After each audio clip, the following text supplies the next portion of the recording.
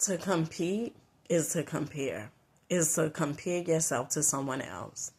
And let me tell you something, what I realized. Comparison is the greatest thief of all joy. Once you start competing against someone else, all right, you first of all, you don't even know what race they're on or in.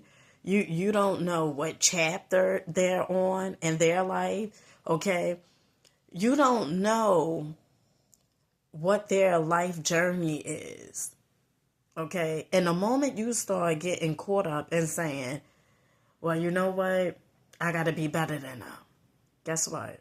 It becomes an all-time thing. All right.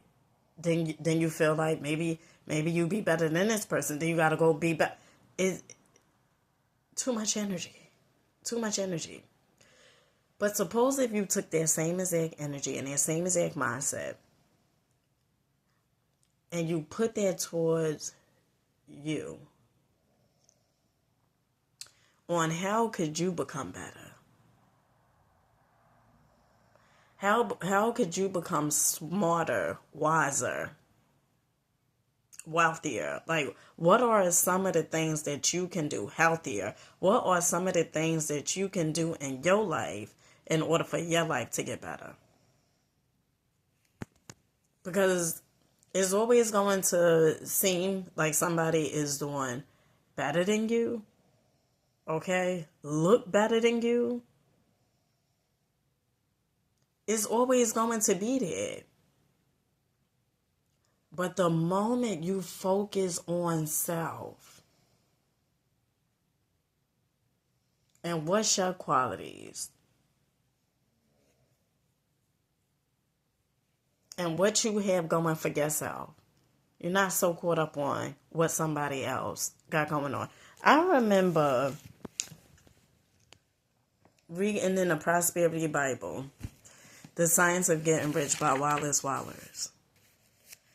And one of the things he said, Wallace, he said to compete is ignorance.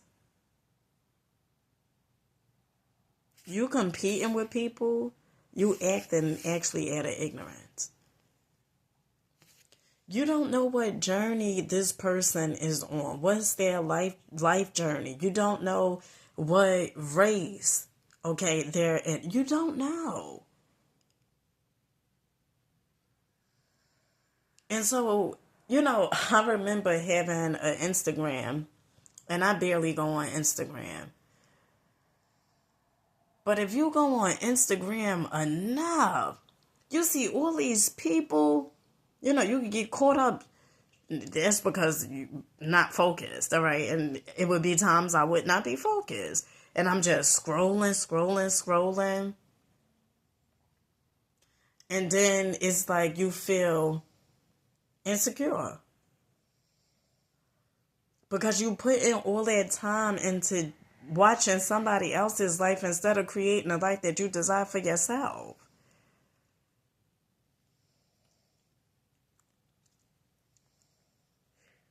That same exact time that you are paying, because remember, time is currency. The same exact time that you are paying to watch someone else's life,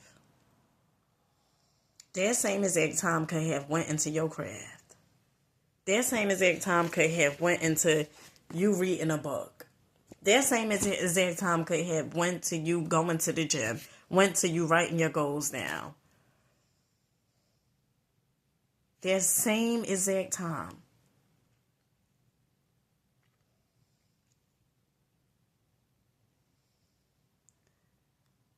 It's another book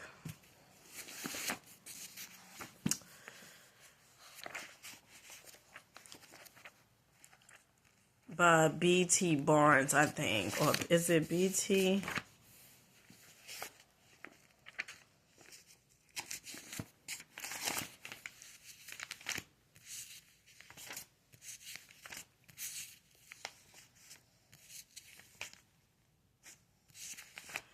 And it's in a Prosperity Bible.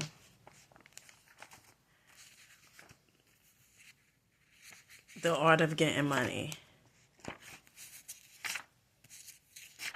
And one of the things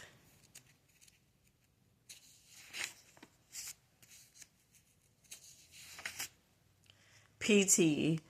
Barnum, all right, he talks about is how people basically want to keep up with the Joneses. Like how they are willing to spend almost all what they earn and plus debt, getting into debt, just to keep up with looking or trying to outshine their neighbor.